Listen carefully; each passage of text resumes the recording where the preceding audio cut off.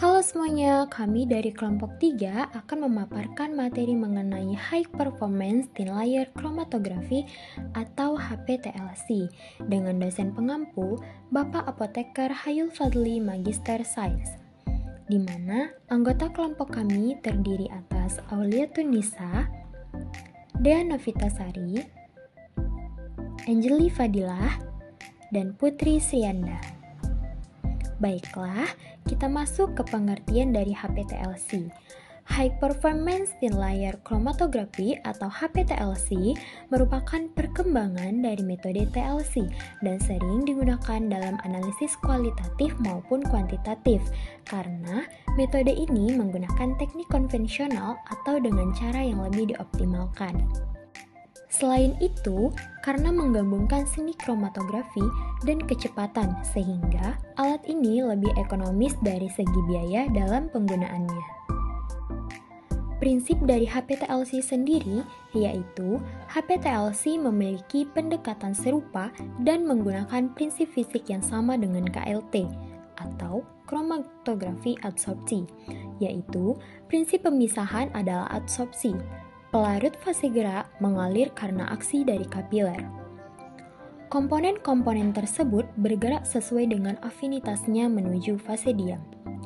Komponen yang memiliki afinitas lebih besar terhadap fase diam akan bergerak lebih lambat. Sedangkan komponen dengan afinitas yang lebih rendah terhadap fase diam akan bergerak lebih cepat. Keunggulan dari HPTLC sendiri dibandingkan dengan kromatografi lainnya, yang pertama, HPTLC memungkinkan analisis sampel dan larutan standar secara simultan dengan memberikan akurasi dan presisi analisis yang lebih baik. Yang kedua, waktu analisisnya lebih rendah dan biaya per analisisnya lebih sedikit. Yang ketiga, HPTLC sangat mudah dioperasikan dan memakan waktu lebih sedikit. Yang keempat, dalam HPTLC, persiapan sampelnya itu lebih sederhana.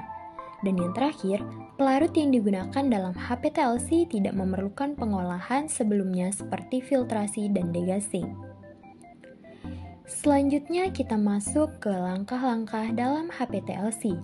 Langkah-langkah dalam HPTLC yang pertama yaitu pemilihan plat HPTLC. Yang kedua, pemilihan lapisan kromatografi. Yang ketiga, pracuci.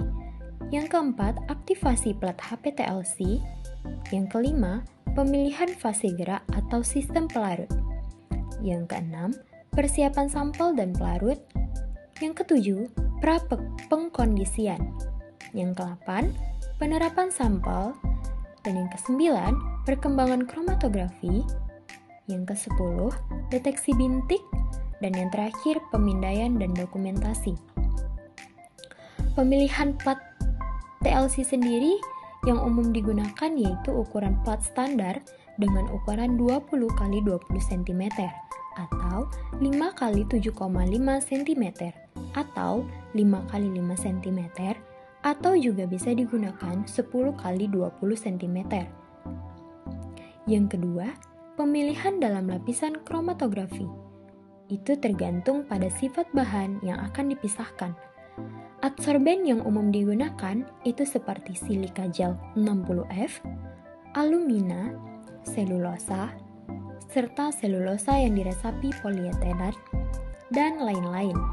Yang ketiga yaitu pracuci, di mana plat akan dicuci terlebih dahulu untuk menghilangkan kotoran yang menempel. Hal ini akan membantu menghindari munculnya zona atau noda yang kotor.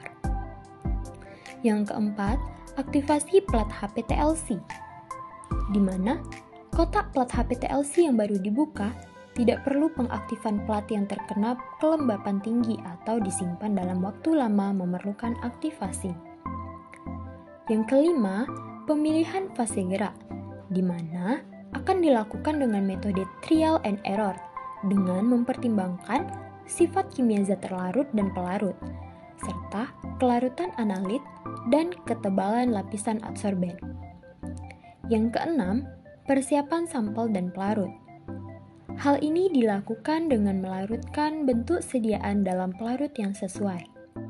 Pelarut yang digunakan biasanya berupa metanol, kloroform banding metanol 1:1, etil asetat banding metanol 1:1, kloroform banding metanol banding amonia 90:10:1, metilen klorida banding metanol 1:1, 1% amonia atau 1% asam asetat.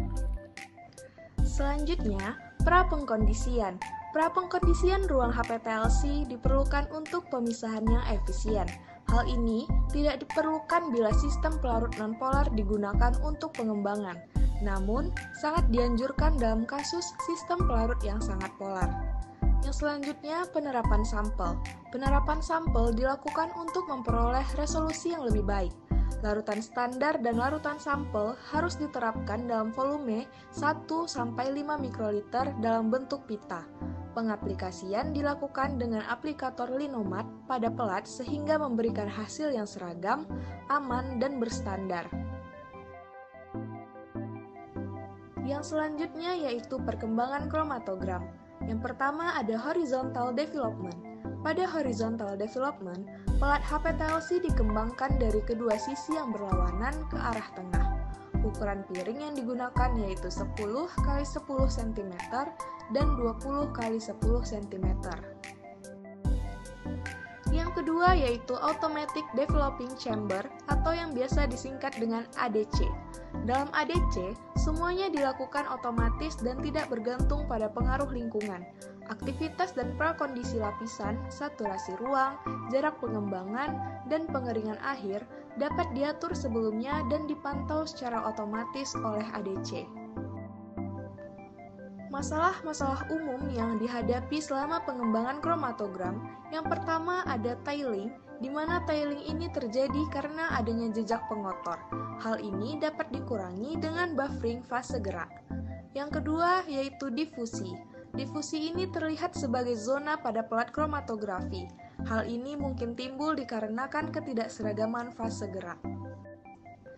Selanjutnya, kekurangan dan kelebihan dari HPTLC.